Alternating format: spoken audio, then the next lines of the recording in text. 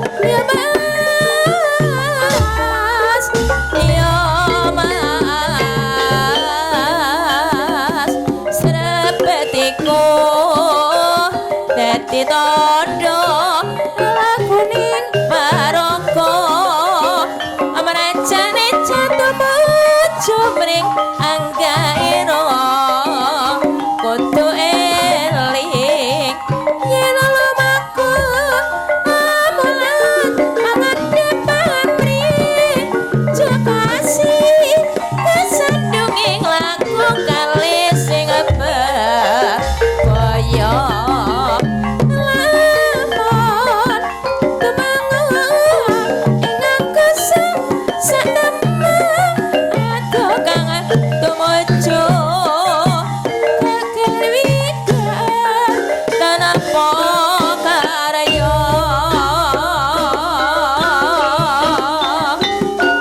senopati tangkul langing ponco kaya kekuwonge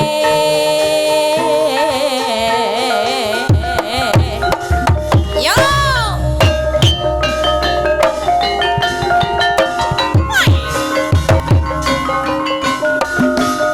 yo yo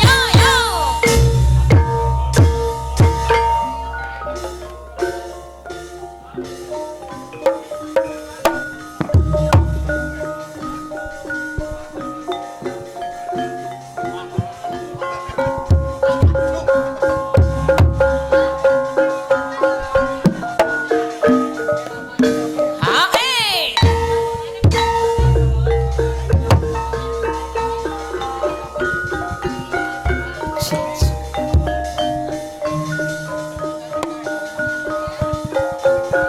Bismillahirrahmanirrahim. Assalamualaikum warahmatullahi wabarakatuh. Atur pambagyo wilujeng wonten pangarsanipun Bapak ingkang kagungan dalem. Inggih punika Bapak Saripan tiyang sakrimbit.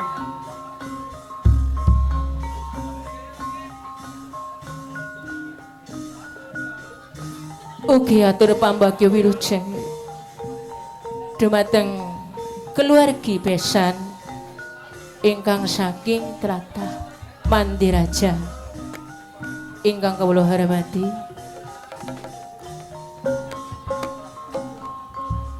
Ugi atur pambagyo wilujeng dumateng Bapak Kepala Desa Gumulem Kulon ingkang ngasta bawat pusakane ngadil wonten ing Desa Gumulem Kulon sak perangkatipun.